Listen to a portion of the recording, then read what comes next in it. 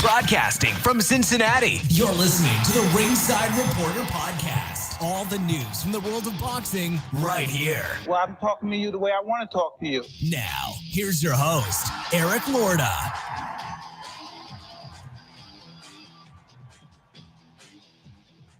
And we are live. Welcome to the Ringside Reporter Show, where we talk about the latest boxing news. If it's related to boxing, we'll talk about it here. My name is Eric Lorda, and I'm here with my co-host, Joe Habib. We got a great show for you today, and if you want to call and ask questions, 323-870-3857. Beeb, let's get started with it, baby. ESPN Plus, the co-main event, because the real main event comes later. So the co-main event, Alexander Usyk versus Daniel Dubois. Alexander Usyk beats Daniel Dubois by TKO in the 9th round. I'll tell you what, this fight was fairly easy to score. I gave Dubois the 5th, and that was about it. Usyk dropped Dubois in the 8th, then again in the 9th. They didn't even look like really heavy shots that he dropped him with. I got to be honest, I think that a lot of this was just fatigue on Dubois' part. I think that, I'll be honest, man, I think he was upset about what happened in the 5th round. I think he thought the fight was over in that 5th round. And I think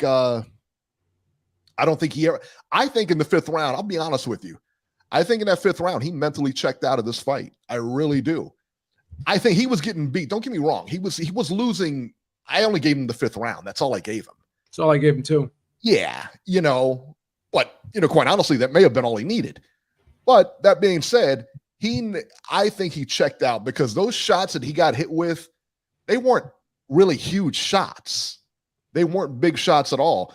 And, listen, man, I'll tell you what, I think he just ran out of gas. I really do. He did. And I think he mentally checked out. And I think he also mentally checked out in that Joe Joyce fight after getting hit and hit and hit. And he had his eye messed up or whatever. He checked out of that Joe Joyce fight as well. To me, this is where the guy is. And listen, obviously he's a world-class fighter. No question. He's a world-class fighter. And I'll give him his due. He's a world-class fighter, and he gave Usyk what he can handle. You know what I mean? In that 5th round again. But you see that he's limited. He's going to be a gatekeeper here. He cannot beat the upper echelon guys. Dubois cannot beat the upper echelon guys. He is going to be a gatekeeper. Is he a quitter? Kadali Badiang says Dubois is a quitter. And I know I butcher your name every time I say it, and I do apologize. It's tough to say, but yeah, I think so. When he's pushed to a certain limit, he doesn't mind stopping when he feels he, gets to a certain point. I think most people have breaking points. Some people react differently when they approach their breaking points. When he approaches his breaking point, he decides to not continue. I believe. Yeah, I agree with that. I completely agree with that. I think that when he's one of those guys, that you can see once he can have it his way. But once the going gets tough, I think he checks out. I really do. And I think you can tell if you look at this, it looked like to me that he checked out in that round. And that's after that 5th round, he thought he had the fight won and he mentally checked out. Usyk just kept the pressure on. And I mean, it was like you'd think that with Dubois being the bigger guy, he was going to keep the pressure on. And it's like he could have but it wasn't the case. And I guess, again, you get tired, you're going to move backwards. You're not going to be the aggressor. So I get it. It was a good win. I thought it was a good win for Usyk. But let's talk about the 800-pound elephant in the room here. All right. The low blow that was or wasn't. All right. Now, you and I fall on different sides of this whole equation here. But we both saw the video. We both saw the fight. And I know you and I both watched that video probably a billion times last night. We watched those videos a billion times last night. One, determining whether it was low or not. And then, but to me, it was clearly a low blow. Okay. When the ref calls it a low blow, I couldn't tell on the video. You can't really tell on the video if it's low or not. So now we got to go to a still shot to figure out that's where you and I disagree. I think the video, just like the Kentucky Derby or any kind of race, when they have that photo finish, they draw a straight line down the middle, and there it is. But I think that, I think it was a legit low blow. Should it have caused that reaction? No, I don't believe so. I mean, I don't believe so. Did the ref have some culpability in this whole thing? Like where the trunks were they cautioned about the 4-inch waistband? Did they know? But would you agree that if your glove goes below that 4-inch waistband, that's a low blow? That's the rule. If it goes below the waistband, okay. That's the rule. I read the rule from the Association of Boxing Commissions, and it says punches below the belly button. Now, with the referee, that was clearly below the belly button. You can't tell because it was covered. So if we were to take him at the weigh-ins, if we were to look at Usyk at the weigh-ins, would it be reasonable? You think we could figure out where his belly button is? It's hard because everyone. Oh, if you see him, if we saw him at the weigh-ins, we see him at the weigh-ins. We can see where his belly button is, and then you can see where the shorts is. The long and short of this is. Let me just finish this point, though. This is a great point. Go ahead. It's not a great point, I promise you. When referees can't see the belly button, I seen him do it before the Andre Ward fight. I seen him do it in many Chavez fights. Yeah. I seen him do it in De La Hoya fights. With the referee, 9 out of 10 times from my years watching this sport, if the belly button is not visible, I saw Robert Byrd do it in the Andre Ward fight. Saw it done in the, like I said, in the Judah fight with Amir Khan. In a similar situation, Amir Khan hit Judah there, same spot. Judah was counted out. Kovalev was counted out. The referee, if he can't see the belly button, will tap the waistband and say, this is good.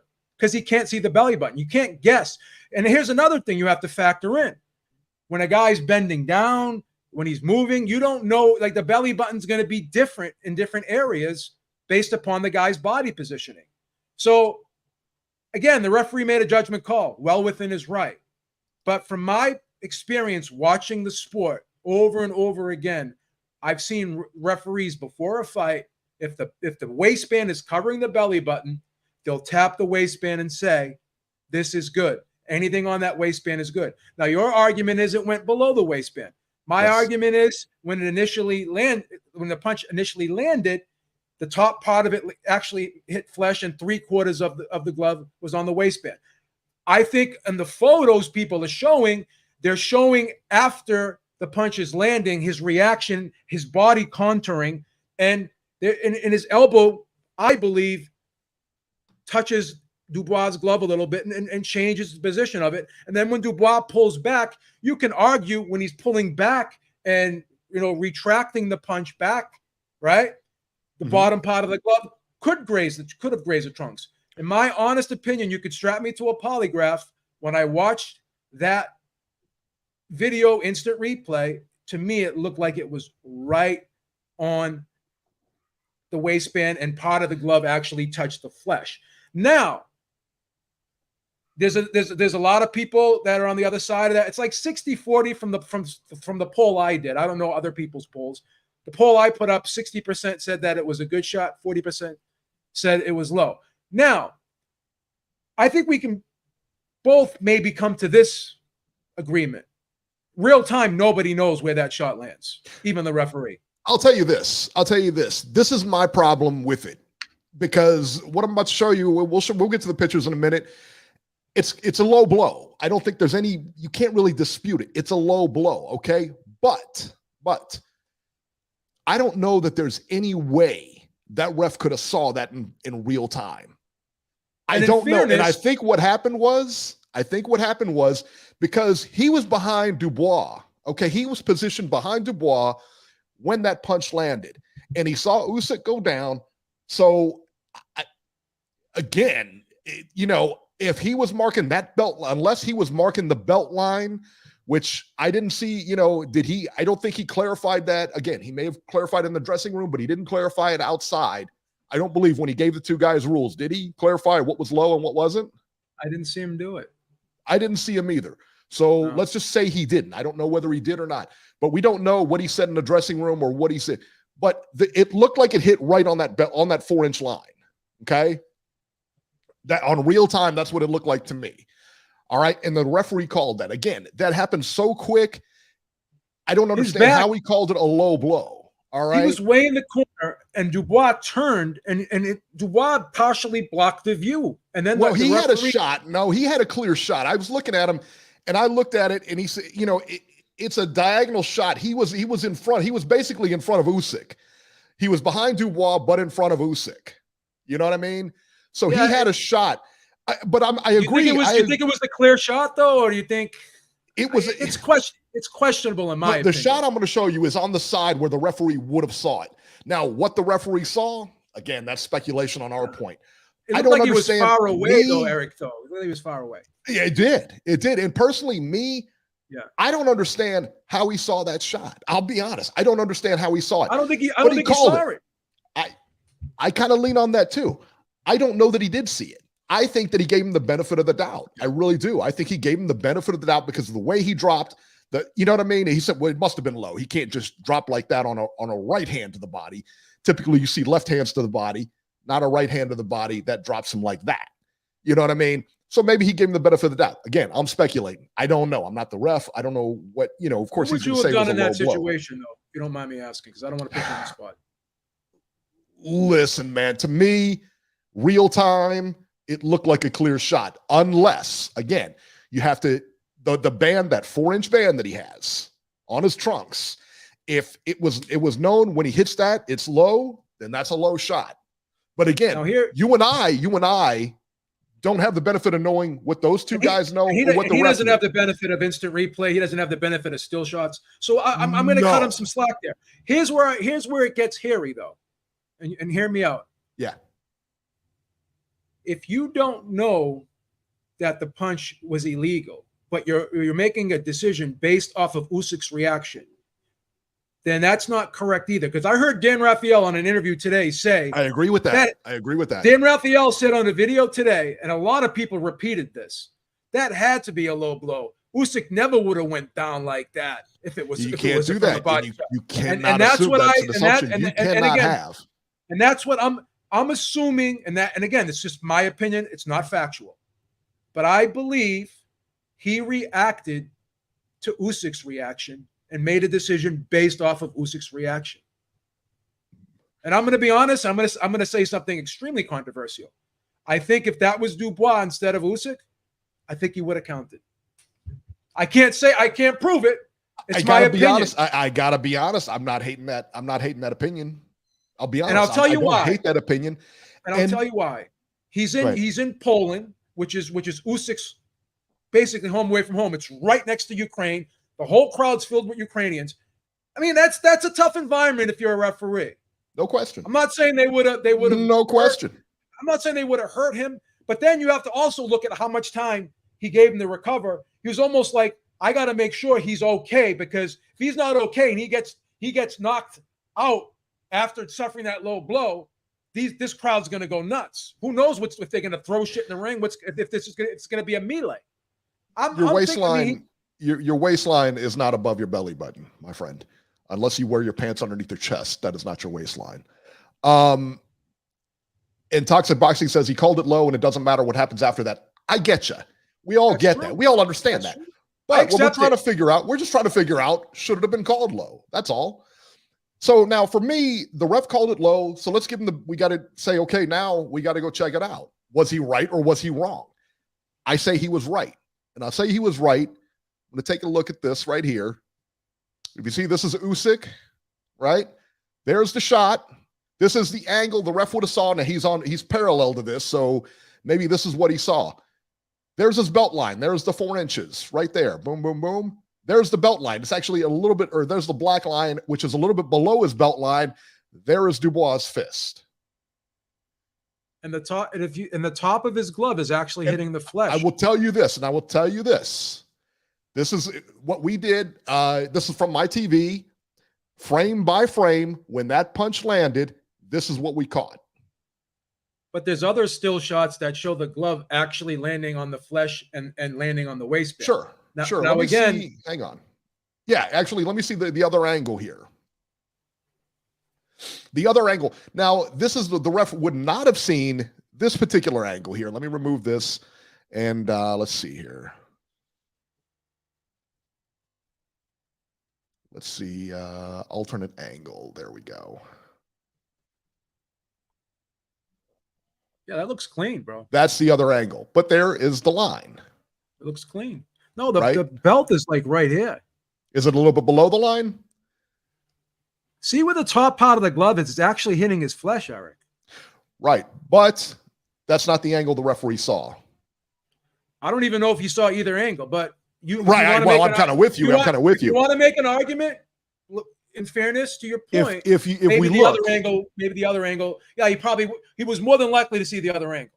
but if we even if he did see this angle, or even if he did see the other angle clearly shows he's below that line. Yeah. When I watched the video, it doesn't matter because it clearly shows he's below that line, and that's where I fall on it. I don't like the still shots because they don't show the complete motion. I like the video because it shows the motion and then it shows him pull it back. And then it shows it shows the whole thing. When you show still shots, it's again, these are snapshots in time. I actually like the video. And here it is with no line. So again, this is one where we took the line away. But look where the elbow is, though. Looks like it's pushing the glove down. I'm just being honest. Well, and let's see here. Let's go back to the line one here.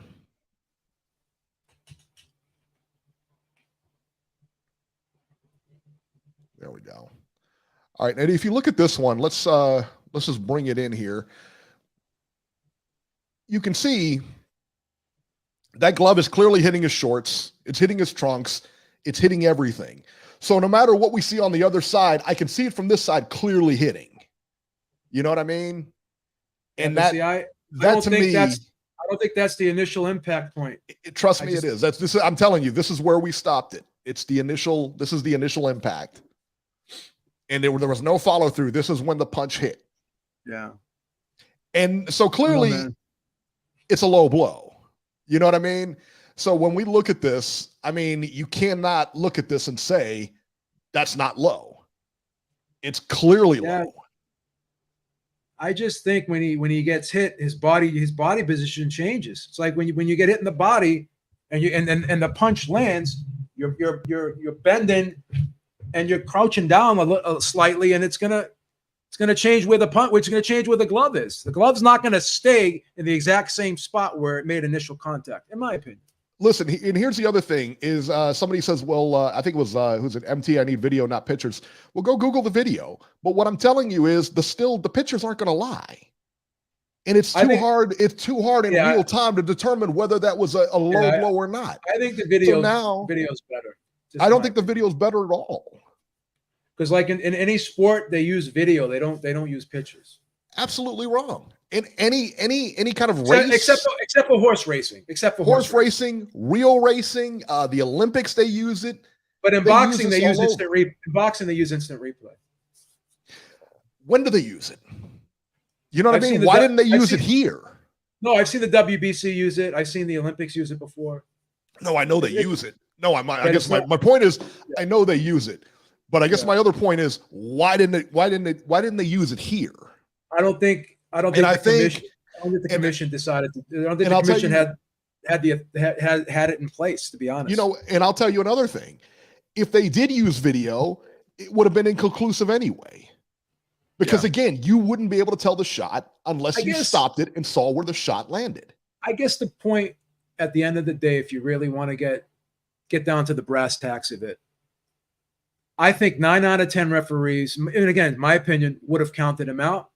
Because you're making the assumption based off of his reaction, in my opinion, that the shot was low, and if you don't know with 100% certainty a shot is low, it's almost like innocent until proven guilty. In my opinion, I think you give the guy the benefit of the doubt, like that the shot's clean.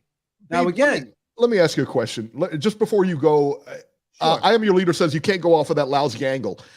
That is the best angle of the knockdown you're going to see. You moron. Yeah. Just shut up. Yeah, this one's like 60-40. It's almost, this what people are divided on this. I mean, can you not look at this and tell me that he's below that 4-inch line? It's clear. It's like painfully clear here. To me, he's below that line. That's after the shot lands and his This is body, the impact of the shot. I understand that, but as soon as it hits, the body, when you get hit with every time you get hit in the stomach, your body is gonna react to the punch landing on you, and you're gonna bend like that. And the glove is not going to stay in the same spot. It's just like when you punch somebody in the face, your glove goes like this and it moves. It doesn't stay in the same. Your fist is not going to, when you hit someone in the face, right? Your punch doesn't just, let me ask you a question. What would be a low blow to you?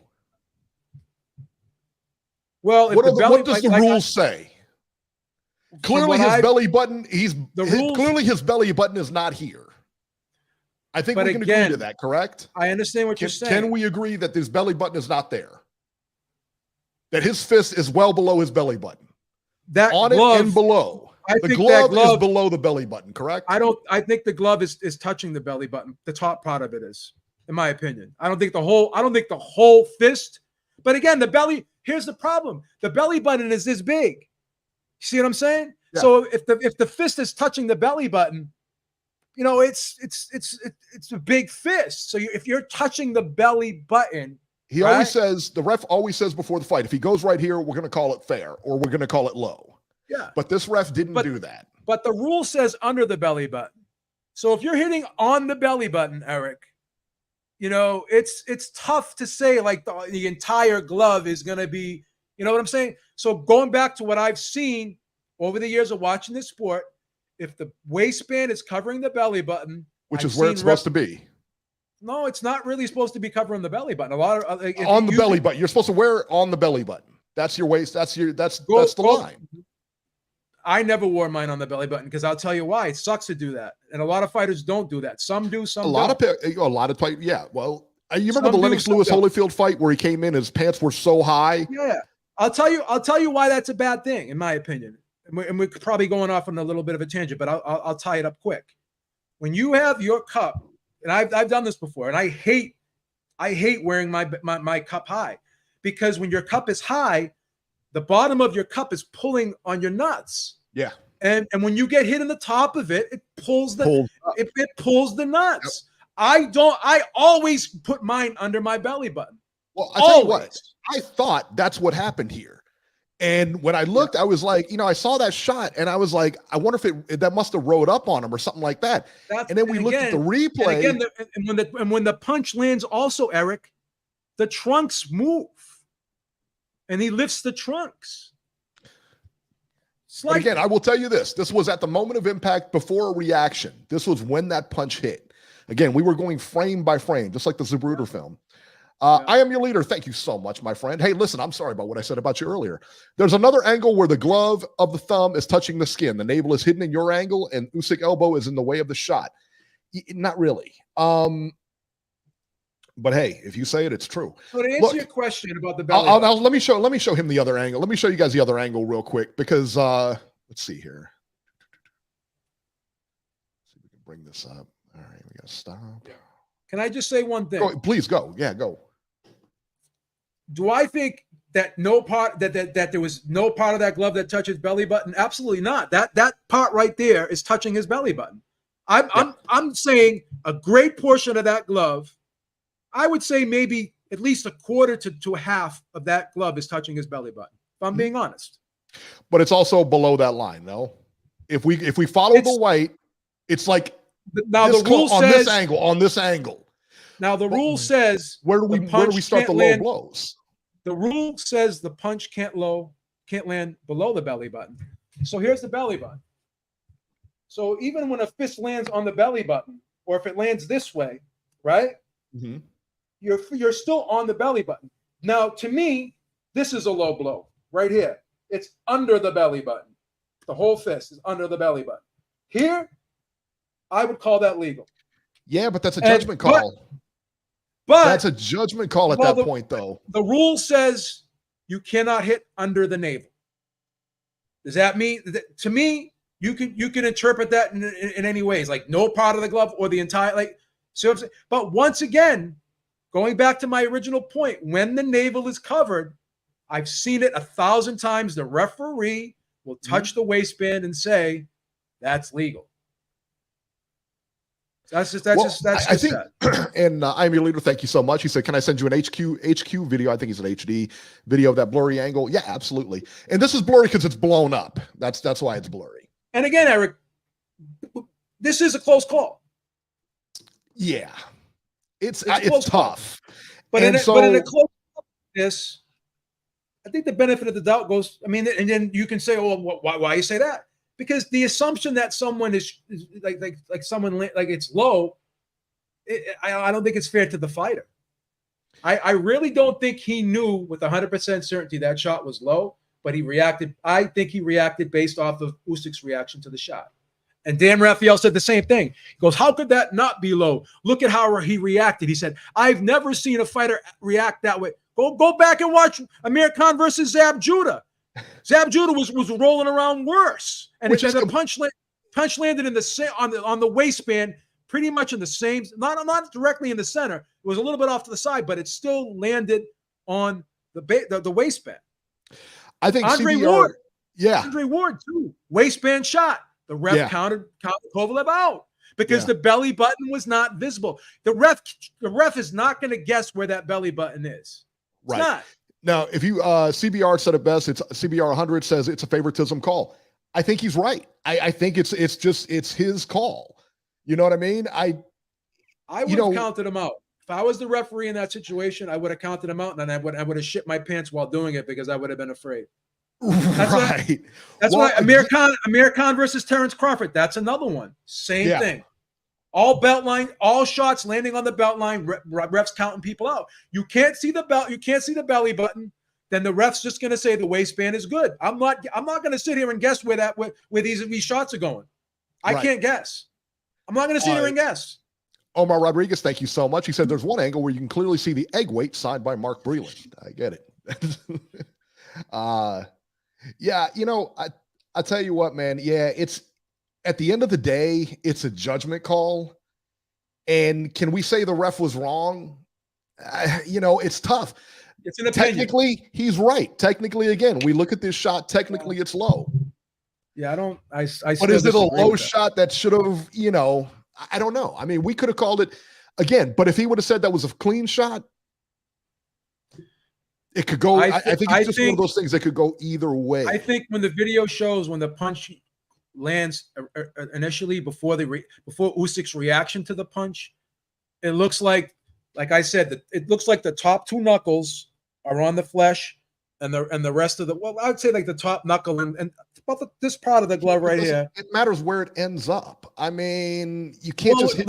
You know what I'm saying? When it landed, his body is going to move. It's going to react, and it's not. His punch is not. Think of it. Going back to what I said, when you throw a punch, it's not going to stay in the same spot where it lands. It's going to move. So if the original impact is flesh and belt and waistband, I should say, flesh and waistband, and then when his body reacts to being hit, he tenses up, bends, right, and his legs go up a little bit, like bends. That's what it's got. And I still think his elbows is slightly touching that glove. And if half of your glove is in a foul zone, it's a foul. If a quarter of your glove is in the foul zone, it's a foul. That's not where it initially landed when it first made impact. Beeb, you watch the video. Beeb. You got to watch the video. You cannot tell in the video. Listen, again, this is the video right here. It's frame by frame. I watched the video in slow motion at close range. Beeb, I watched it frame by frame. This is the stop frame as soon as the punch lands. That's that. Son, it's low, dude. I don't care what it looks like in real time. What's it look like now? That's a foul. That looks like a guy bending over. No, it doesn't. Yeah, it does. Dude. You don't see his body tensed up after being hit with that shot? No, because I'm telling you, that is when that is impact right there. His body tensed up. No, I disagree, man. I'm sorry. Strap a polygraph to me. Dishonest. intellectually sound, is right in Strap front a of you. polygraph to me. Strap I a don't need to polygraph to me. strap a I'll pass polygraph it. to you. I'll pass Listen, it. I'll pass it. with You'll flying pass colors. it. Strap a polygraph to me right now. I will pass it with flying colors, bro. All right, here's what we're going to do. Here's what we're going to do. Show the video. We're going to bring Robbie on here. If you don't show the video, it's not an accurate description of the punch. You're showing a still shot. Okay, I'm showing a still because that's more of an accurate description of the video. We've all saw the video, and everybody's got their own opinion about the video. But I've got a single frame shot that shows you when that punch landed. That's telling you it's foul. But you're sitting there saying when someone lands a punch in the stomach, that someone is not gonna. Everyone gets hit in this. If you get hit in the stomach right now, you're like this. Your body is not going to stay the same way once the punch lands. You are going to tense up and you're going to bend over. And then his elbow is hitting the glove. It's clear. I'm just being honest. I mean, you can't expect a person's body to not move when impact is made in a specific area.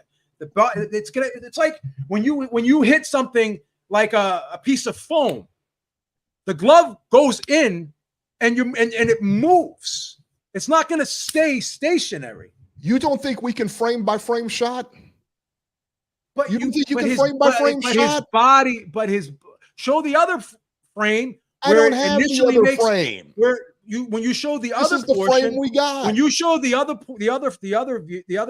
portion, right? Yeah. It looked like that none of that glove was hitting below the waist. You know what? I'm gonna tell you this though, but I want to tell you this. That's not my picture. This is my picture. This is where we stopped it frame by frame by frame. I mean, and this is what I can tell you. Listen, I mean, if you choose not to listen, it's right here. Robert, go ahead. Do you agree when a punch lands on a body, the body moves, the body reacts? You're not going to stand straight. Yeah, if you shut up, Robert. Listen, if you land a shot, you will react. Yes.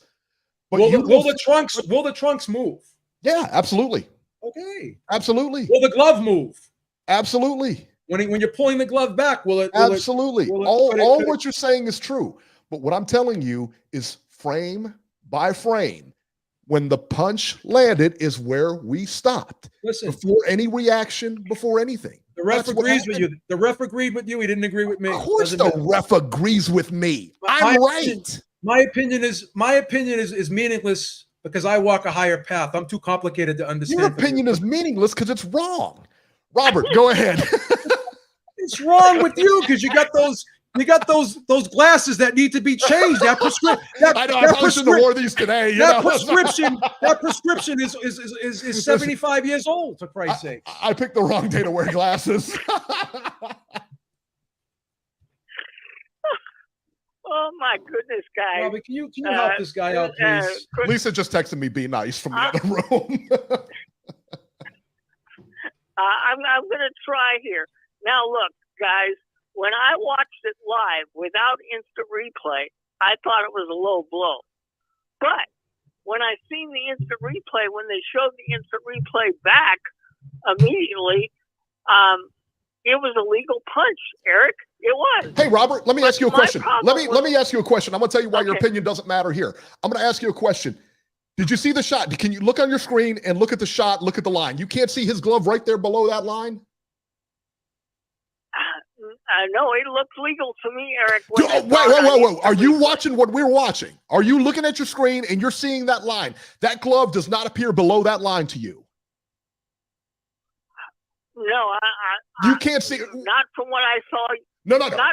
From what you're seeing now, that glove is clearly below the line. The what now? You're not looking at it right now? Is there any way? No. Then your opinion means nothing because you're not seeing what we're seeing right now. End of story. Checkmate. Done. I think Robbie's 100% right because he's I think Robbie's 100% wrong. He's using what matters, the video. He's using what matters, the video. You can't tell in real time. I don't. You cannot tell that shot. As fast as that referee called this a low blow, which I disagree with, by the way. The only time because again, I said he called that shot way too quick. There's no way he could have saw that was a low. There's no way he could have saw that was a low blow in real time. No way. The only sports. First of all, let me just say one thing, Robbie. The only sports where still shots are used are in races. I am your leader. Thank you so much. Yeah, send me that short. Go ahead, Eric. No, I just I am your leader said he made a short. Send me the short. First of all, I believe Louis Pavone here made several mistakes. Number one, he made a ton before the fight even started. Before the fight even started, he did not point out to either one of the fighters where the belt line was. All referees normally do that. Number two, after the shot was landed and he called it a low blow, when Usyk got up and said he was ready to go, Louis Pavone kept saying, "No, more time, more time." That was jacked up too. That was jacked up too. No question. No question. You don't do that. When a fighter says he's ready, that does not mean you give him the full 5 minutes. I don't know if you had the volume up on your TV, but you could clearly hear Usyk say, "I'm ready to go." And right, and he said, "Take more time." Saying, no, he said, "Take more time." You know? Right, and he shouldn't have done that. No question, he shouldn't have done that. Yeah. Listen, nobody's arguing that he's a lousy referee. Nobody's arguing that. I'm arguing the fact. Look, again, in real time, I don't know how he could have called that a low blow. I'll be honest. But since he did, now we have to go to the replay. Did he really cost Daniel Dubois the title? Was it a low blow? The video, like I said, we couldn't tell. We go to the stills, clearly a low blow. Now, I believe that had he done his job correctly, Eric, Daniel Dubois today would have 3 heavyweight title belts. Yeah, it's iffy. It's iffy because now the whole thing is iffy because we don't know if he would have got up. That's true. We don't know. I don't think he would. What you think doesn't matter because we don't know. It did look like the air was taken. Yeah, we don't know. He took all that time because he was allowed to have the full. You know what it reminds me of? Remember when Buster Douglas took that long count or whatever against Mike Tyson? Yeah. He's listening to the referee, not the timekeeper. He's listening to what the guy in front of him is telling him. So we have no idea whether he could have got up or he didn't get up. We don't know. What I do know for a fact is he was losing just about every round in that fight, and he got knocked out a couple of rounds later. And we know he mentally checked. To me, it looked like he mentally checked out of the fight. Whether that was here's what I will say. I don't know. Here's what I will say. It did appear that all the wind was taken out of Usyk, and his arm was actually shaking when he was on the ground. And he said, he said to the referee, "I am hurt." So. Philly Drew says there's not enough evidence of it to be low. Listen, man, look, if you guys can't look at that picture and tell me that's a low shot, I don't know what to tell you. Go read the rule books. I don't know what to tell you. I mean, really, there's a line, his glove clearly below the line. That's a foul. The problem is the referee has to determine if the belly button is covered by the waistband. He's got to say, this is good or it's not good. Well, and that's the other thing. Okay, because his belly button was covered. There's no disputing that. All right. So his belly button was covered, right? All right. So how could he really, again, man, there's no way in real time, in my mind, that referee could have known that was a low blow. I know, but that's why, like I said, I hate to keep repeating myself. I've always, 9 out of 10 times, will see a referee say when he can't see the belly button. For sure. The waistband is clean. Now, if you look at last night, in defense, again, we don't know what he said in the dressing room. No, he didn't do that. He didn't do that. But here's the problem, Eric. This is where the controversy lies. Did he not do that to give himself an out? Why would he do that? Yes, I drew the line. Ikramudin Zwane, and I hope I didn't butcher that. I hope I said it correctly. Legal shot. Thank you so much, by the way. Legal shot. Had he got up, Dubois would have had to body him again. Dubois' coach said he checked out after the decision. He was on stamina for sale. There you go. Here's another thing. I don't know. Let me ask you. Go ahead. I'm sorry, Eric. Here's another thing real quick, too. When the referee tells you, do that again, don't do that again, right then and there, you're right. I think I gave him 1 round. He was losing the fight. He was every way round. But he had a puncher's chance. That was his puncher's chance. Like D-Style says, he hit the lottery. Now, when you hit the lottery and someone rips up your ticket, you don't just go and tell somebody, "Hey, go buy 20 more tickets so you can win again." So I tell you what, that's a hard thing to come back from. No, especially when you thought that fight was over. So you landed the most perfect shot, and then the referee tells you it doesn't count, and then the referee tells you don't do it again. Then gives them 20 minutes to recover. That's like putting me in a room of honey dips and saying you can't talk to any of them. That ain't gonna happen. That ain't gonna happen. You don't take someone's weapon away. That's like telling Thor, we're going into battle against Thanos in Avengers Endgame. Guess what? You can't bring Stormbreaker or Mjolnir. That's not fair to Thor. Are you really comparing Daniel Dubois to Thor right now? Similarities. They both have great similarities. What similarities are there? Great physiques. They both have great physiques. Stop. Go ahead, Robbie. I'm so sorry, Robbie. I'm going to take That's okay, guys. I know Eric likes to bully you, but he doesn't realize how smart you are. Go ahead. This is great. I do want to talk about Jared Anderson, though, guys. Let's talk about Jared Anderson. Talk about the top tier heavyweight in the division.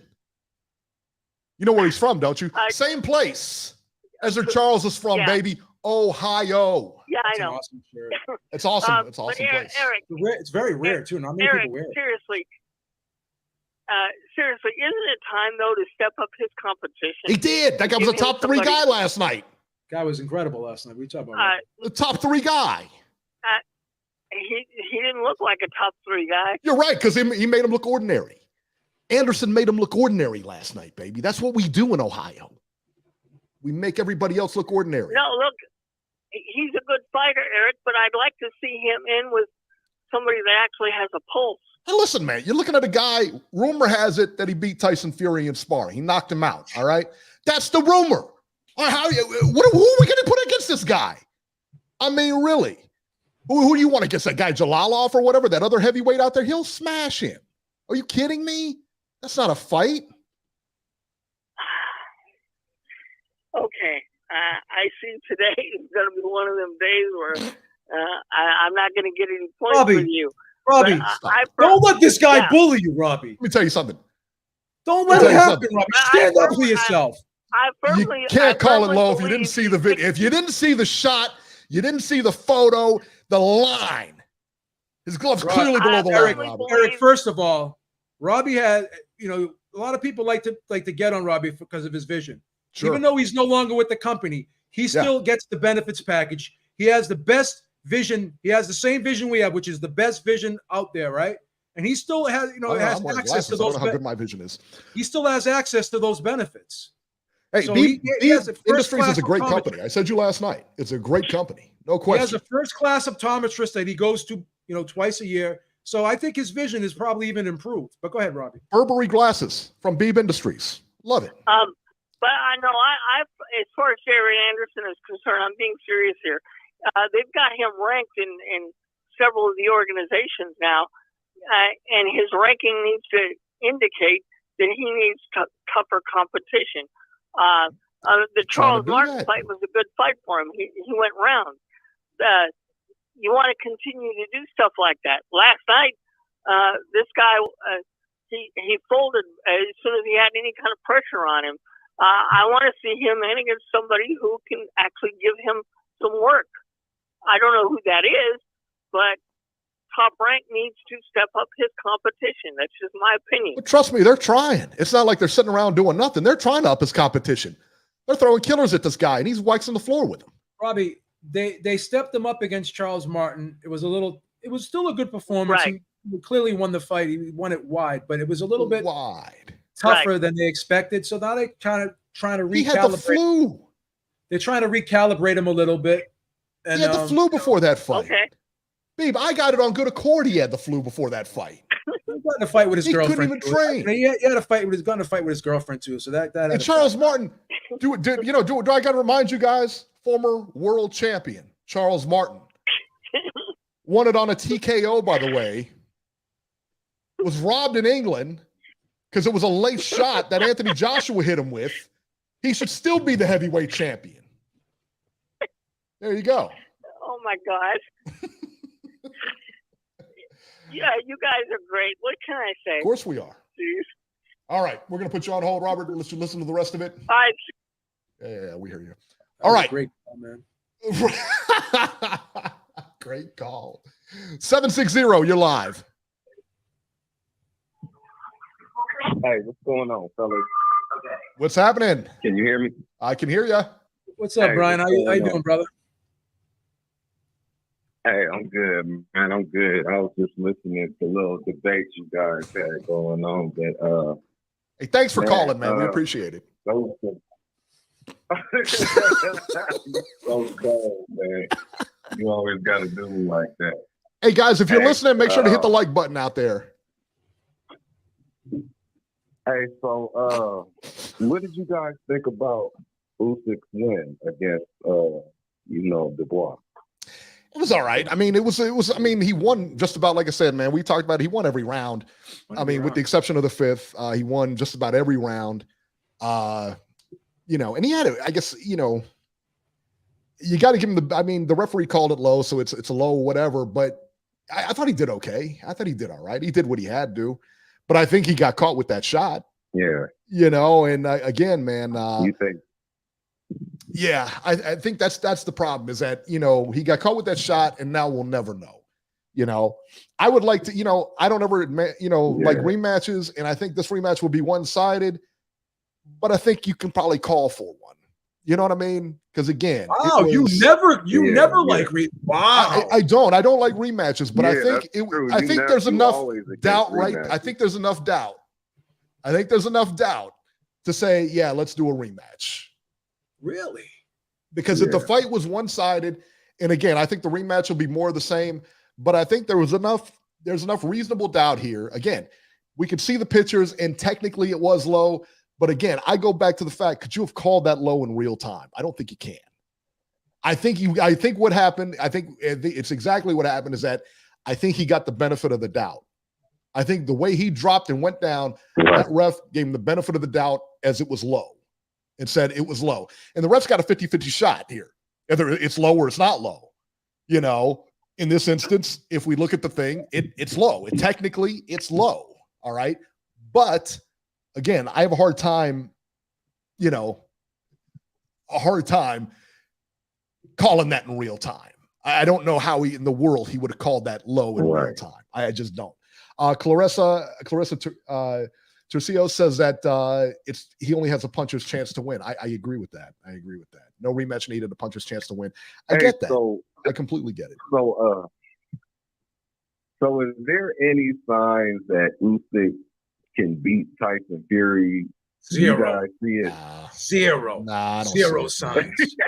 You know what's crazy? You know what's funny? Every Thank time you, I see Usyk fight, I think that Sean Porter beat this guy in the amateurs, and it just blows my mind. That you know what I mean? Like that he actually fought and lost to Sean Porter in the amateurs. There's a statute of limitations on that, Eric. Come on. I agree, but I mean, still, like this guy's now a heavyweight that Sean Porter fought. It's like Sean Porter has got to win over the heavyweight champion of the world. No, Tyson Fury is too big. Think about that every day. Every time you look at Sean Porter, he got to be like, damn, little dude. If I'm Sean Porter, man, I'm walking around with my chest out and everything, man. I tell you that. I'll tell you though. You beat the unified. Yeah, I beat the world champ, son. Yeah, exactly. Yeah, he doesn't. He's got. Oh my God. He's got as good a skill set as Fury. Okay, he's got just as good a skill set as Fury. Right. The problem is Fury's bigger, and Fury is so technical. Also, Fury knows how to fight, and Fury's got power. You know what the big difference is? You know what the big difference though? Too many intangibles there. Fury's an exceptional inside fighter for his size. I think that's what separates him from Usyk. Usyk's not a great inside fighter. He's more of a mid-range guy. He's a lot like, Riddick Bowe was a really good inside fighter. Usyk, or not Usyk, but Fury's like that. Is like that, where he's that big. You don't expect him to fight on the inside. He's a really good inside fighter. He's gonna lean on him. And Kadali in the chat says, "Why is Fury ducking? Fury's not ducking. Listen. Who do you think is going to garner more money here? The fight with Francis Ngannou or the fight with Usyk? Ngannou. It's a huge fight. It's a big Fury's money. got- You know what I I think, hate man? the fight, I'm gonna. Hey, but, can I you know. defend? Can I defend Fury? Sure. Can I defend him real quick? We don't want you now. Okay, You've been at talking first shit I'm not about him gonna for defend him years. We because- don't Yeah, you've want been you on him. to Yeah, you've been on him for too long. You've been on- man. Hold on, you've let been me- on him for like Yeah. for your whole. Okay, Now Now you want I'ma to. have now you wanna ride the defend him right bandwagon. now, okay? It's too late now to jump on the Let bandwagon. me Done. halfway defend this guy because I still don't like this motherfucker. But let me halfway defend him, okay? What do you even do to Now, you? look. If he beat Wilder. Come on, man. Oh, He beat my stop it. fighter, man. That's just like when your team loses. Come on, Listen. man. You already know. But as far I've as already everything else, counseled you. look, I've already walked you okay, off the leg. Fury, Counseled you. Should be over that by now. Listen. Come on. listen. Hold up, B. Before you do all this and that and this and that, look. If Fury fight Ngannou, right, and he beats him, cool. Okay. If he don't fight Usyk next, that's when we got a serious problem. It's like, man, then it's like, everything's questionable with Fury. If he don't want to fight Usyk after he fights Ngannou, do you not agree? What's the deal? There's nobody else. I mean, yeah, I would hate it too. There's nobody else aside from Usyk out there for him to fight. But again, man, him and Francis Ngannou, it's going to break records. They're getting paid a lot of money in Saudi or wherever they're fighting at. I understand that. I understand. See, I understand this fight right here because it's the money that's involved in it, and I really think with this last fight with Usyk, I think it didn't really impress me. If Usyk would have went out there and just knocked him out or something, and then it would have brought up more interest with Usyk and Fury. I mean, I'm pretty sure. I mean, maybe not. I don't know, but people gotta agree with me. Fury is gonna beat this dude easy, man, easy. Then what? There's nothing else left for him, right? Yeah, I think that's nothing else left. I mean, what else could he do? That's it. He's done. He's unified for the second time. I don't even see it being a big challenge for him. You know what I'm saying? So I really think he gave Usyk an opportunity. Look, man, make something out of your life. Go out there and get the knockout within like 2 or 3 rounds or something. Make it look vicious. That way it'll bring up some interest in this fight between me and you. But that's not what Usyk did. And well, I mean, he knocked him out in 9 rounds. Was it 8, 9 rounds, right? Fight. Yeah. I mean, he knocked him out. I mean, he won every round and knocked him out. I mean, it was a good ending, man. I'm not going to. You can say in the 5th round, you can say whatever, but the fact is, it was a low blow. No, I'm not saying that. So I'm not saying that it wasn't a good win. It was a really good win. He's a good boxer, but it still doesn't change my mind on anything with him and Fury. He's not going to change my mind. It's just and that's what I'm saying. Is everybody else got to be like me, like it can't. But I know it's people that believe Usyk can win. Hey, all power to him, because I don't see how he can win. You know what I'm saying? But for people like me that don't believe it, it just don't change my mind in his performance. But I think that Fury gave him an opportunity. Hey, man, go out there and perform big, and then maybe it'll bring up more interest. I don't think it's no interest in that fight between Usyk and Fury, even though it's the belt, this and that. It's a big fight. I mean, as far as boxing, it's a big fight. And is that a big fight? That's a big fight. That's a huge fight. It's a big fight. That's a big fight, man. I want to. It's a big fight to us, Eric. It's like us, okay? It's like we ants in a big world because people don't even know who Usyk is. People don't know who Usyk is. Like an average. You put that fight in Britain. You put that fight in Britain. It sells out stadiums. Yeah, but Tyson Fury is enough to carry that. Yeah, that's the guy. Yeah, he's the guy. Brian, can I just tell you something? Hanging with the Furies is on Netflix right now. Hanging with the Furies is on Netflix right now. It's a shame. Number oh yeah. Maybe that'll build it up. What's the matter with number one show. Is it number one in England or across Netflix? No, number one in Britain. They only do it like they do it like regions, like the United States. Number one show in Britain. I know you watch. So was Benny Hill. You kidding me? There's 65 million people on the motherland. Okay, there's that many in Ohio, son. Okay, so what you saying? Okay, so you're saying that Cincinnati this alone show on Netflix is going to build up this fight between Usyk and Fury and make it. I'm just going to say, say something because I was watching. Be honest, man, nobody knows. Let me help you. Let me help you. Nobody give a damn about that. Let me help you here. Let me help you here. Let me help you here. and boxer Well, fans. you're gonna let me help. You're gonna let me help you out. I was watching Hanging with the Furies. Go ahead, do your thing. Watching Hanging with the Furies. The guy's walking around. Tyson Fury's walking around. People are coming up to him. About 3 people walked up to him and said, "When you're gonna fight Usyk?" People want the fight, Brian. I'm just telling you. Oh, over there. I mean, you live in Cali, man. You live Where, like over there? Yeah, you're on the other side of the earth over there. Yeah, nobody. You live in you guys are all in the clouds. You guys are still wearing masks over there. You're in a different world. Man, don't try to make it seem like people. Hold on, wait a minute. Time out, man. Like Gavin Newsom there, trying to put the mask mandate back. Like guys are on a different planet. Seem like my opinion, man. Hold up, make it. Hey, hold on. People like me and people, my homies, our opinions matter because you got to get them people. You got to reach out besides boxing fans, and that's why I'm telling you why Fury ain't take this damn fight because ain't no damn money in it. Nobody give a damn about it.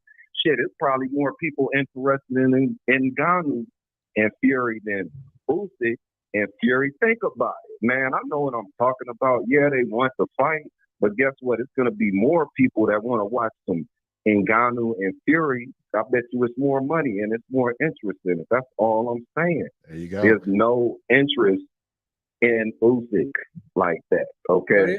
All right, Brian. Listen, man, we're gonna get running here. We got a lot of people saying. on there. We're gonna let you go though, but good call, man. Okay. Just good call as usual. Thanks, friend. All right, Pittsburgh. Stupid. Like I cut him off. I didn't cut him off. I told him you don't mean to do it. But when you tell him you're gonna let him go, he keeps talking. That's his fault. That's his fault. That's his fault. See, I got you back. Don't worry. 412 Pittsburgh. You're live. Maybe you're not. Hello? Yes. Hello? Yes. Is this Pittsburgh?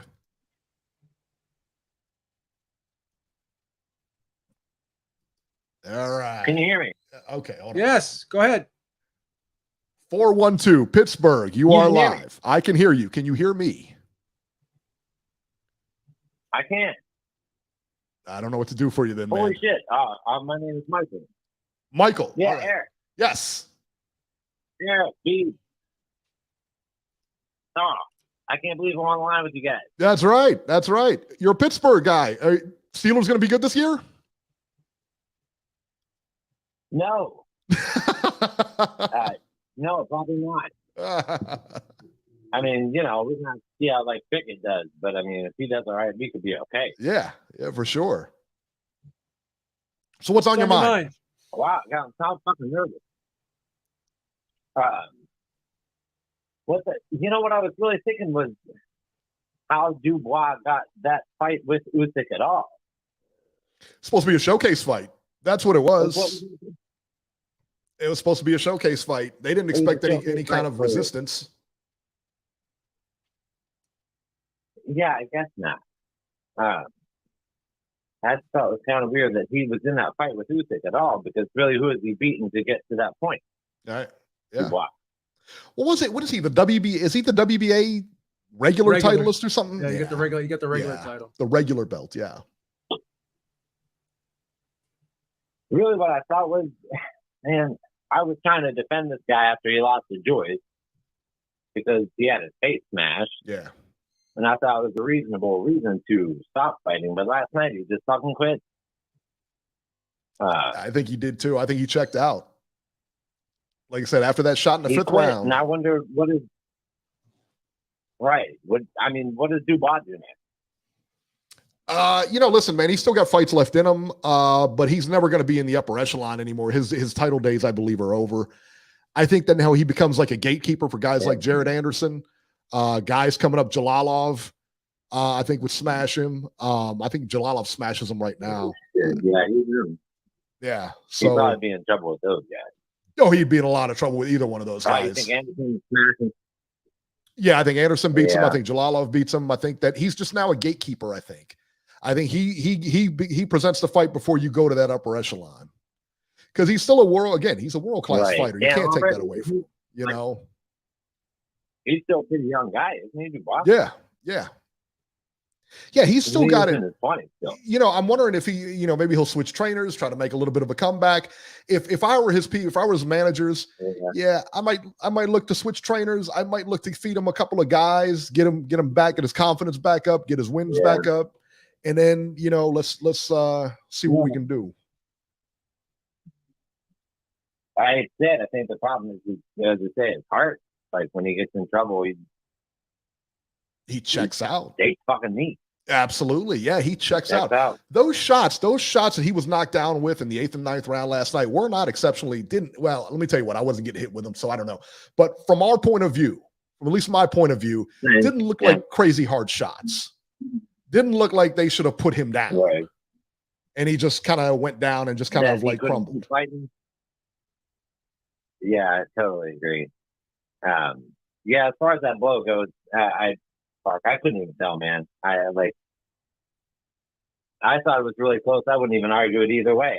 If a different ref would have called it different, maybe. It's fucking weird. It's close. It was close. Really, I mean, when you look at it, there's really no real wrong answer to it. Whatever the ref called is what you have to go with, because that's, I mean, even if they, like I said, even if they did video replay, you can't tell. So. Right. Once he calls it, that's where you got to go with. That's game. Whatever. Yeah, that's all we can do. Yep. That's it. All right, Pittsburgh Michael, man. Thank you for calling in. We appreciate it. I'm really glad to be on with you guys. I appreciate it, man. Thank you so much. I'm going to keep listening. Oh, thank you. I'll talk to you soon. All right, brother. There we go. Let's see here. Aaron Daly. Thank you so much, my friend. He says, it's bank holiday over here, so I'll tune in tomorrow, but I'm showing love to the best podcast. We appreciate it. Although also Dubois definitely hit Dubois lower than or I guess he said Usyk definitely hit Dubois lower than legally allowed. P.S. Big Texan deserves caller of the year. Listen, I cannot argue with that. Beeb, I can't argue with that. Not about his take about Big Texan deserving caller of the year. I mean, come on. And you know what? It bothers me that you don't show this guy any kind of depth, any kind of love back. Not even hello. Not hello, Big Texas. Thank you for singing a song for me. Thank you for writing that beautiful poem for me. Nothing. This guy is just not my speed. I guess you're above the fans, Beeb. I guess that's it, huh? I guess you're the kind of guy that goes out, won't take pictures with anybody, just wants to be left alone, don't care about nobody. I just want to do my thing. That's not the way we are here. Let me tell you that. This guy crosses the line, man, on many levels. Because our chat stays right in that line. There's a certain point I won't go beyond. Like Mr. Hand says on Enter the Dragon, there's a certain point I won't go beyond. Mr. Hand. 410, you're live. Yeah, how's it going? Jerry. Hi, Jerry. How are you? Good. How are you guys? I'm not going to argue with nobody. Of course. I'm going to tell you what I seen. The very first round, Usyk complaining low blows. Anytime Dubois even touched him to his body, he's tapping his hip, looking at the ref. In the 4th, 5th round, he got hit with a criminal body shot right to the stomach. That was a perfectly good shot.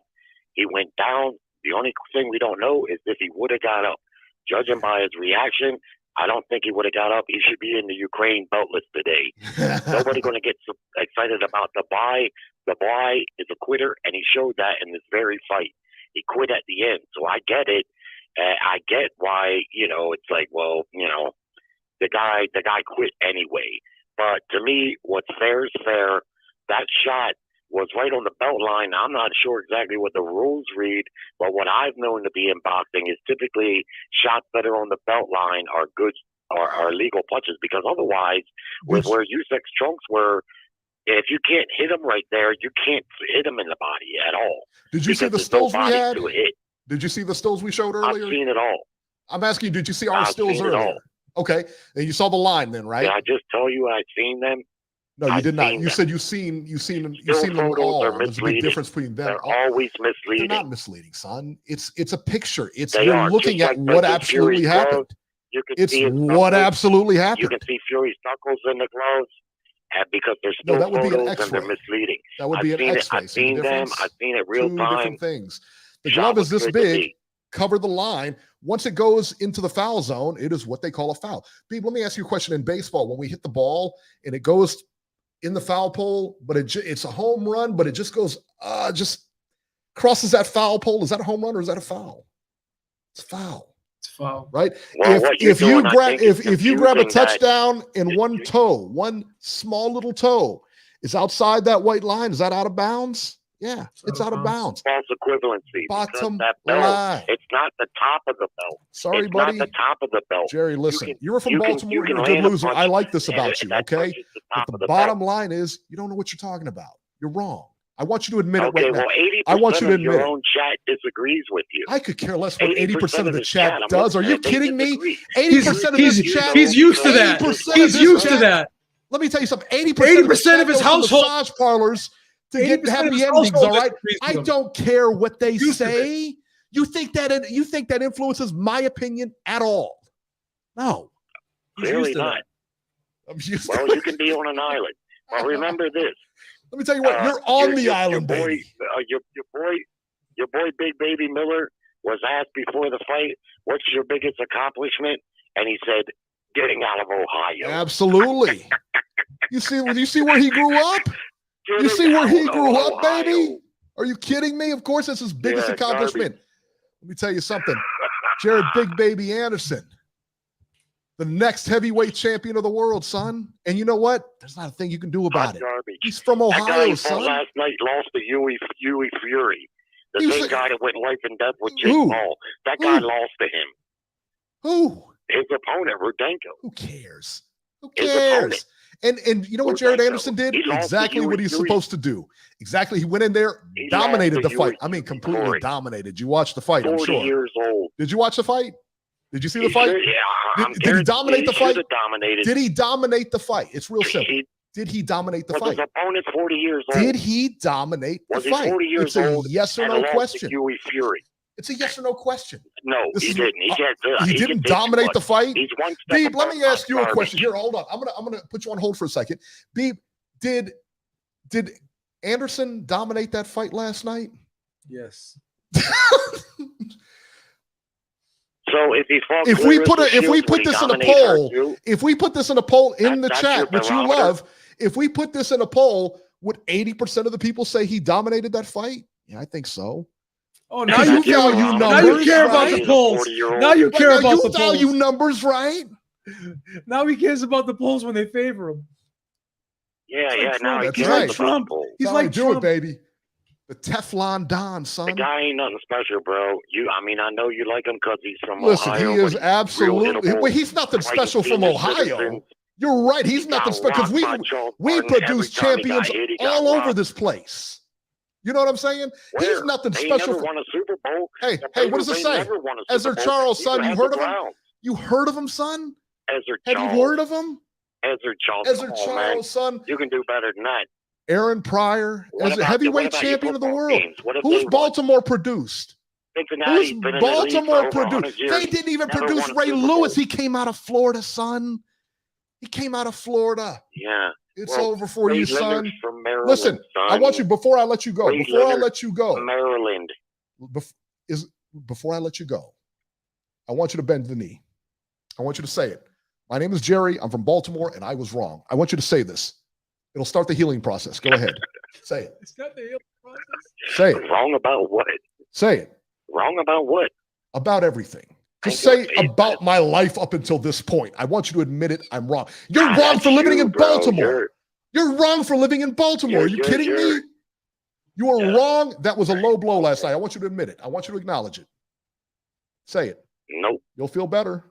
Nope. You'll feel better about yourself. Nope. What I more readily acknowledge is that Miller is one step above garbage. Whoa. I think he's quite a few steps above garbage. Baltimore, I don't know, is that a step above garbage or is that not a step above garbage? That's horrible. Well, I don't know. You're the queen of Baltimore. Didn't Ray Lewis come out of the U? Didn't Ray Lewis come out of the U? He's from Florida. Yeah. Not Where's Ray Leonard Baltimore. From? Not Baltimore, son. He didn't come out of Baltimore. Ray Leonard's from Maryland. Ray Leonard. Palmer Park, Maryland. Not Baltimore, Maryland. But Baltimore, Maryland? No, not Palmer Park.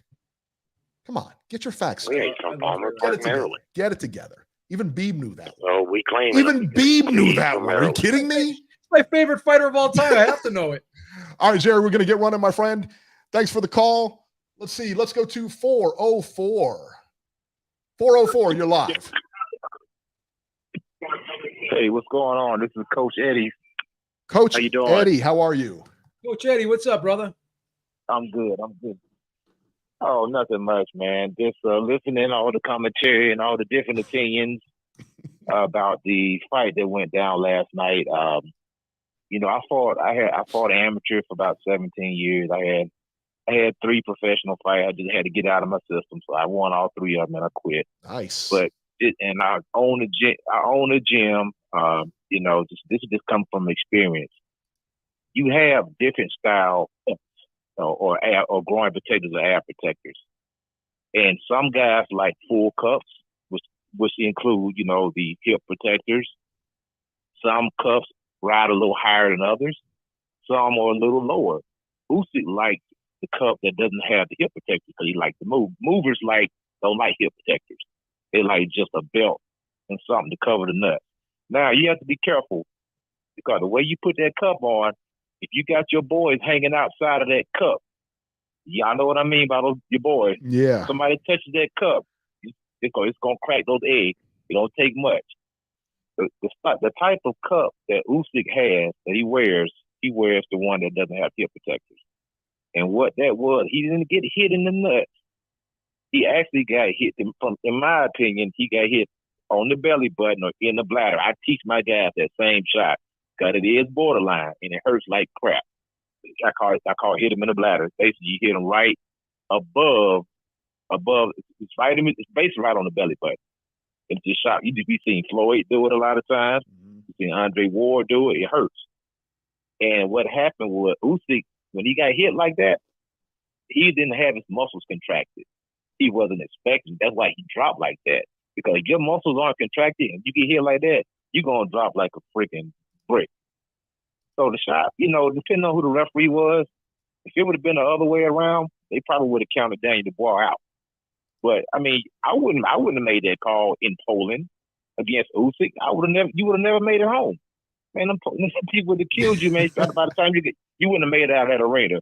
So you put a lot of pressure because the referee didn't see the punch. He was just going off a reaction. Because the way he dropped, you say, oh man, he must have hit him with one of them Andrew Galata shots. But when the replay showed it wasn't.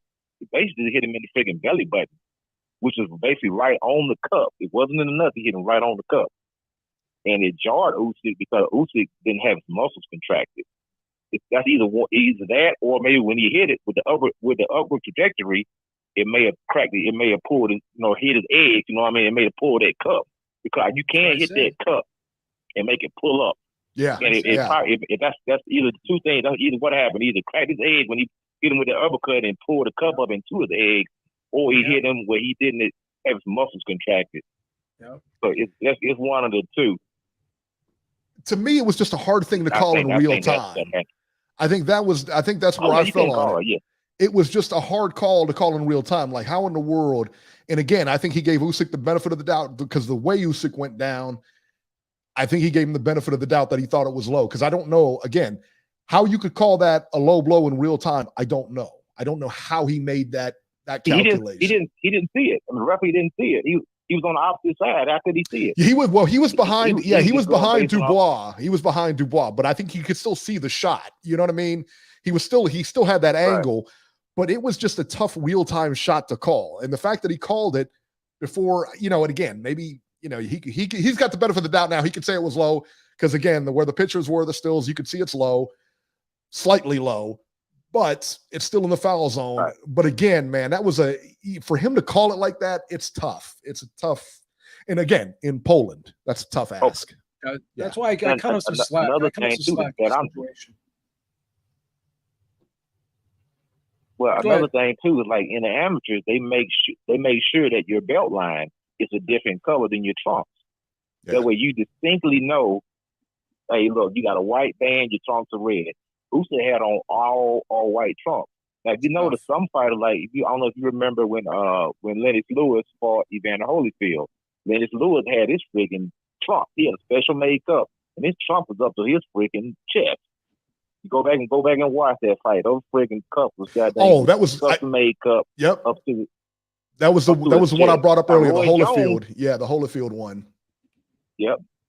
Now, if you remember Roy Jones always had a great body. He wanted to show his body off. Yeah. You could always see Roy Jones' navel. He wore his shorts low. And below. Yeah, it was like below the belly button. Yeah. Yeah. You could see Roy's belly button every single time. He wasn't worried about getting hit to the body. Usyk don't like body shots. Usyk wears his trunks not extremely high, but he does wear them higher than normal. That cup was about 2 or 3 inches above his belly button. And Daniel Dubois just hit him straight on the belly button. He didn't hit him in enough. He hit him on the belly button, and it hurts. I mean, cup or not, you get hit in the freaking bladder, it hurts, man. You know what I mean? And especially if you're not expecting it. And I think that Usyk didn't have his muscles contracted. So when he got hit with that shot, it was just basically like no resistance there. And the wind got taken out of him. He dropped like a ton of bricks. Oh, yeah. Yeah, the wind got taken. The wind got taken out of him, and I do think that because his cup was so high, like I was telling Eric, and you said the same thing. The higher you have the cup, the bottom part of where the the jewels are pulls up a little bit because you're having it so high up, and then when you get hit on it, it's just going to pull it even worse. Exactly. So there it is. That's right. But at the end of the day, Dubois, he packed it in at the end of the day, man. He shouldn't have went out like that, man. I mean, he could have beat the count, man. At least go down one more time before you just tank it in like that, man. But he didn't make it. He didn't do himself any favors now, because if he would have made it to the end of the fight, it would have been a little more justification for a rematch. You quit. Yeah. Everybody's seen you quit. You see what I'm saying? So what's the point? You quit. Yeah. You're gonna do the same thing in the next fight. If he would have made it all 12 rounds, okay, we got a little more justification for a rematch. Hey, man, they took me. They robbed me with it. I made a good showing. They stole it from me. But there's no point in a rematch at this point in time. Yeah, I would go along with that too. Yeah, I mean, I think you can make a case for a rematch, but again, he quit. He bought out of this fight, and that's the tough thing about Dubois. And you could say, well, he mentally checked out of the 5th. Yeah, but he mentally checked out. You have to go until the fight's over. And sometimes not the referee's calls don't go your way. If it's a knockdown, and it wasn't a knockdown. I mean, it's just sometimes you don't get those calls. You don't get to choose. Yeah, it's called a fight. You're trying to overcome that. Yeah, and then, one more thing, and one more thing I didn't really like what the referee said. But Daniel Dubois, he's young. He looked kind of like bewildered in there at some point in time. He's kind of like had that deer in the headlight look. I didn't like when a referee turned to him and said, "If you do that again, I'm going to disqualify you." That's what did him in. Do it again, I'm going to disqualify you. That's what did him in. Yeah. So now you messing with my game. But now I'm afraid to go to the body because you already told me. So you just quit the fight though? You know what I mean? No, you don't quit the fight. Right. That's the point. No, you don't quit the fight. Right. You got to find another way. It was a lot of. You got to find another way. That's right. Yeah, that's it. All right, Coach. Thank you so much, man. We appreciate your call. Thank you so much. Sir. First time caller right there, Coach. That was an excellent call. It was. Let's go to 77, or let's see here, 773. 773, you're live. What's up, boys? How y'all doing? Good, man. How are you? Who are we talking to? This is K-Dog. K-Dog. Oh, I didn't even recognize him. What's up? What's up? It's funny. They talk about this. Talk about this low blow like it's black and white, like it's like it was black and problem. white, son. You seen it was black and white. You seen it. It was there. But you know what I'm saying? They're acting like it's 2 + 2 = 4. It's a lot of gray area there. It's just no gray area, son. There was a line and you crossed it. That's the gray area. Yolanda Dixon, thank you so much. Thank you so much. She said it was a clean shot, so thank you. Go ahead. Well, I mean, I'm leaning more towards you, Eric. I think it's low blow. Yeah. I mean, look at where it hit the cup, hit the cup, and then it bounced up. That's what it looked like to me. And people were saying, "Oh, legal shot, clearly legal." And they're going to file an appeal. It's not going to go anywhere. I was calling into BDA boxing earlier, and I was saying it's the Eastern European finally got a benefit of the doubt. The crowd was finally on his side. The refs, the sanctioning body, so on and so forth, and that seems like what the problem is. The fans, the public, they're not used to that. They're used to the Eastern European getting robbed on the scorecards. The refs always put them at a disadvantage.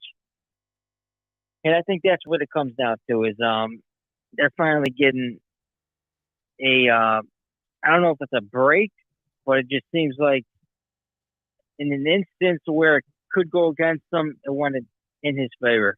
And I feel like people are they're shook. They don't know what to do. They don't know how to handle it. And it's all part of the game. It's about money.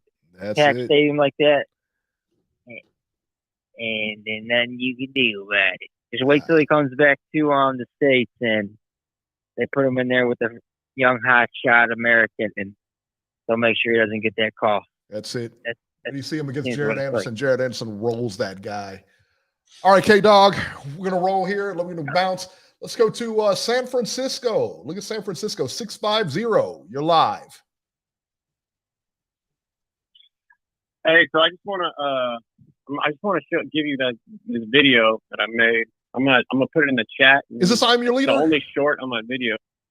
Yeah, can you check it out if I type in the chat? Can we do that? It's up to you. Yeah, you can do that. You can screen. Can he do that in the chat? Like, can he do the video in the chat? I don't know if he can or not. Well, no. All you do is click on my name. It's the only video I made. And do me a favor. I'll tell you what. Do me a favor. Can you short. email Beeb? Can you email Beeb the video? Beeb will email it to me or whatever, and then that way we can put it on. I can do that. Let's do that. All right, perfect. I'll put my email. I'll put my email in the chat. I don't care if people have it. Okay. All right. I'll hang up then. I'll send it, and you guys can look at it. Awesome. Thank you. Thank you. All right. That's probably 806. Big Texas is on the line, Beeb, and we're going to get to him in a little bit. Stop it. We're going to get to him in a little bit. Just relax. Come on.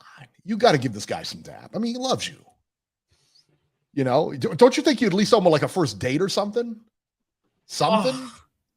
Come on. What's the matter with you? Big Texas, Beeb's coming in just a little bit. 708. You're live. Chicago. I think right around Chicago anyway. Good. Can you hear me? Yeah, I can hear you. Can you hear me? Okay, now we can. Yeah, you were breaking up a little bit. Go ahead. All right, my fault. I was just saying, great show today, guys. Thank you. I would like to say, you could definitely make the argument that it was below the belt line, but the way he reacted like it was a nut shot, it clearly was not a nut shot. No, it was not a nut shot. No. But I think that's where people kind of get mixed up. Yeah, he reacted like it was a nut shot, but you got to think like the way people react. But again, a low blow is anywhere in that foul line. It doesn't have to be. When we think of low blow, we always think of like a nut shot, but that's not always the case. I agree with you that 100%. But the way he reacted, sitting on the canvas for 3 minutes, that was excessive. Yeah, that was, the ref kept giving him more time than he asked for. No, take your time. Yeah. That was not right. No question. Yeah, that was just, and I definitely agree with you. If the way Jared Anderson fought yesterday, going to the body on the Ukrainian, he would definitely kill Usyk. Yeah, I think so too. And just my third point on I know you guys, especially Beeb's, not a big fan of this Francis Tyson fight coming up at the end of October. But if you look at the AJ fight and you look at the Usyk fight, this is the most exciting heavyweight fight. And now you got Mike Tyson coaching Francis. I'm expecting big things out of that fight. There you go. All right, my friend, we are going to get running. I appreciate it, man. Thank you so much. We're going to get running here, and give me 1 second. And let's move on from the Jared Anderson thing. or not Jared Anderson thing, but let's move to the Jared Anderson thing. Alexander Usyk wins, no matter what we want to call it. It is what it is. Let me tell you this, though. You know what's funny? And I didn't realize this, and I didn't see the fight, but Adam Hamed versus Wojtek Haiti. Hamed wins by a first-round TKO. So who is Adam Hamed? Adam Hamed is Naseem Hamed's boy. His son made his pro debut on that undercard. So how about that? Beeb, can you imagine this? Like we saw him, right. We saw Naseem from the first start of his career to the end, and then we see now his son coming out. So kind of like Kostya and everything. We're getting old, Beeb. We're getting old. I still love the Prince when they interview him and stuff. He's great. He's awesome. He's such a good character too. He's such a good character, and he doesn't take himself too seriously. He's awesome, man. He's awesome. I will always like Prince Naseem. Always one of my favorites. ESPN, the uncrowned heavyweight champion. No, we're not talking about Daniel Dubois here, Beeb. Not talking about your boy, Daniel Dubois. We're talking about the real titleist, baby. We're talking about the heavyweight murderer. Murderer's row right here. Jared Big Baby Anderson. And he fought and in just 5 rounds annihilated Andre Rudenko. Rudenko, let me tell you what, he should easily be in the top 3 of the heavyweight division right now. No question about it. Not in my mind. Beeb, you've seen him fight before. He's definitely a top 3 fighter. Beeb, he was completely outclassed here. Completely outclassed, outgunned, and outstruck by the one and only Ohio's own Big Baby Anderson. After the fight, Anderson, who's a fighting champion, by the way, said he wants a quick turnaround. He can't wait. There it is. There it is. Big Baby Anderson, the uncrowned heavyweight champion. Beeb, of course, you agree with this, yes? I mean, rumor has it he knocked your boy out in sparring. That's the rumor. That's the rumor. I'll humor you, okay? I'll humor you. I'll let you have your flowers. Flowers? It's not often Big Baby's he's fighting a lot of times this year, so I mean you're getting excited. So I don't want to be a Debbie Downer here. Yeah, don't be a Debbie Downer. Nobody likes that. Nobody likes that. All right. Did you send me the video, Beeb? I sent it to the email, actually. Want me to send it to the okay. No. That's perfect. That's perfect. On that undercard, F.A. Ajagba versus Zan Kasabutsky. And Ajagba wins by a DQ. Now, these were pretty clear low blows. Deducted 2 points for low blows in round 3. And Kasabutsky was disqualified, of course, in round 4. Bakadir Jalalov versus, I don't know who it was. I can't, Listen, he won by first round knockout. Knocked the dude down like 3 times. It was a complete one-sided. I mean, clearly the guy Jalalov was fighting was nowhere near the caliber of the guy Anderson was fighting. But listen, he did what he did. Nico Ali Walsh versus Sona Akale. Walsh loses. Some people said he got robbed. Some people said it was close. Some people, I didn't see the fight. But the biggest thing that nobody ever mentions is that Nico Ali Walsh is the grandson of Muhammad Ali. So there you go. What else here? What's coming up? Beeb? Let's get the upcoming fights up here, and then we'll go back to Big Texas, who's waiting patiently on the line. Oh, no. Stop it. What's the matter with you? September 2nd, Liam Smith versus Chris Eubank, the rematch, 12 rounds, middleweights. This is 2 o'clock on ESPN+. Michaela Mayer versus Sylvia Bortat cares. 2 chicks fighting, 10 rounds, junior welterweights. Let's see if there's anybody else on the card. There is not. And that's it. That's it for next week. Are you serious? Oh my gosh. Yeah, it's a drought, man. That's terrible, until Canelo in September. It's a drought. What is he? September 16th, right around there? 30th, actually. Is it the 30th? Who's fighting on the 16th? Is anybody fighting on the 16th? I'm trying to remember. I just got rid of the schedule too. I have it. Let me see if I can pull it up for you real quick. September.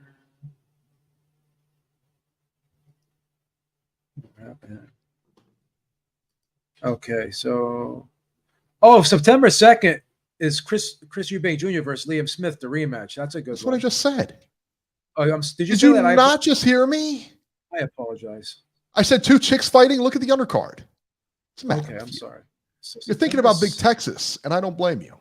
I think about him too. There you go. Yeah, Mercita Gesta versus William Cepeda. That's an okay fight. Yeah, there's nothing really big coming up, Eric. Oh, Zhang Joe Joyce, September 20. Zhang Joe Joyce, September 23rd. All right. I'm not hating it. I'm not hating it. That's a good one. That is a good one. Jose Cepeda, Richard Hitchens, and it's okay. And Canelo is on the 30th September. So it's a couple decent fights in September, but it's not like not bad. It's definitely not the July schedule. So, all right, let me see if I can. Let's see if I can share this here. It is a movie. Let me see if we can do this here. Just do the screen share, I guess. Yeah, we're gonna try this here. See if it works. Open it up in another window and just like share it.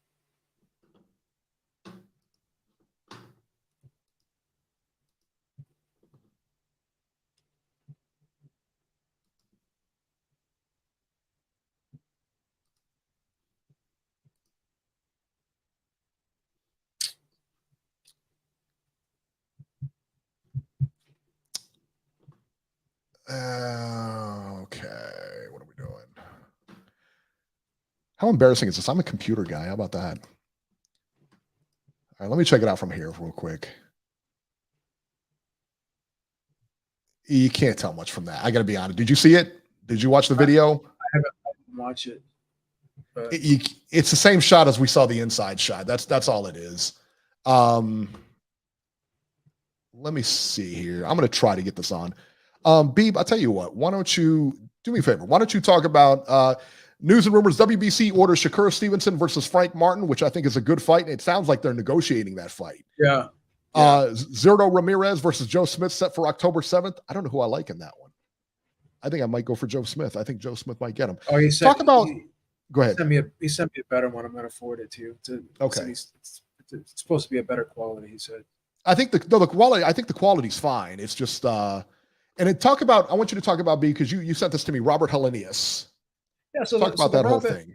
Robert Helenius. He took a test, a VADA test the day before his fight with Anthony Joshua on the Friday, and he said he said that the substance that he tested positive for was a non-steroid substance. So I'm guessing, and again I don't know for sure. I'm guessing it's one of those stimulants again that out of competition stimulant, and like the WADA rule is you can take stimulants up until 11:59 the day before the fight. After 11:59 the day before the fight, it's considered in competition. I'm guessing this was a stimulant. People. I'm not trying to bash VADA here, but you know how I feel about that stimulant rule they have with the. There's no out of or in competition. It's just a straight ban on stimulants, and I disagree with that because the WADA disagrees with that. Everyone else disagrees with that with VADA. So I'm guessing that is basically could be the case here. That it's probably a stimulant. Could have been in a cold medicine. Could have been any. Could have taken could have drank an energy drink or something. It could have been anything. But that's just my opinion. I don't think it's a big deal. But once again, VADA, because they have their own protocol, it tends to become a big deal when it really shouldn't be, in my opinion. So we'll see what happens. They haven't released the substance. I'm not sure if they're going to release the substance. Eddie Hearn said that he tested positive for a banned substance, and that's all he's going to say. He's not going to release steroids, though. They said it was like a non-steroid thing. Yeah, so I'm guessing it. I'm guessing it was a stimulant, but yeah. What else? What else could it be? Right. Bad news here is I can't get the video up. I can't get the video to show, but it's just that it's just the clearer angle. It's just a video of him shooting in the other thing. We've saw the angles before. So if you couldn't make up your mind before, you'll not make up. Or if that didn't change your mind, you're not going to change your mind with the video either. But I do thank you. I am your leader. I appreciate your effort and everything like that. Thank you so much. And Joe post that on our shorts. Post that on our shorts page. And that way, when you go to YouTube, you can see it on the shorts page. And that way you guys can draw your own conclusions from there. So and again, I'm your leader. Thank you so much. We appreciate it. Beeb 806, Big Texas. We've been waiting. You're live. Oh, why are you doing this? Come on, Beeb. Get in the screen. Hello, everybody. Hello. Hello, Beeb. How's it Beeb, going, say hello. Say it. How you doing? Well, How you doing, man? I just want to There you go. apologize because I don't have a poem today. I've just been busy and tired, and I just writer's block. It's okay. But I'm going to make it up with a beautiful song today. So Oh, I can't wait. I'll make up for it. And I know Beeb likes boxing, and one day I'd like to show Beeb my version of a low blow, and I'd like to show him how I give blows to the head. Yes. And even one day, hopefully one day I can wrap Beeb around in a rainbow blanket and spoon him all night in bed. That would be my dream. So romantic. So romantic. So I have a beautiful song for Beeb. I hope everybody enjoys it. But the important thing is that Beeb enjoys it. So here we go. Hope everybody's ready. I love you. You love me. We can be a happy family with a big hug and kiss from me to you. Beeb, won't you say you love me too? Beautiful. Remix. Dun, dun, dun, dun, dun, dun, dun, dun. I'm sending all my love. I'm sending all my love to you. Boom, boom, boom, boom.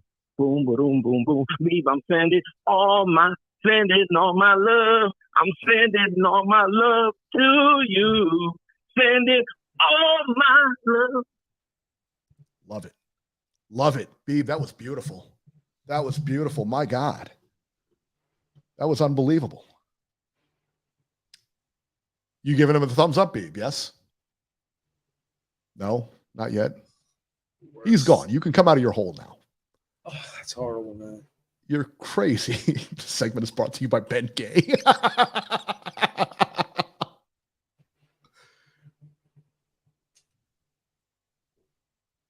Beeb, what's the problem? What's the matter with you? Oh, you're not even going to say thank you? That's horrible. Oh, Beeb, you're terrible. You're killing me here. All right, guys, that'll do it for this edition of Ringside Reporter. As always, catch Joe Habib on @JHabib1. Find our YouTube channel at ringsidereporterlive.com. And you can find me on X @ringside73. And we will see you guys next week.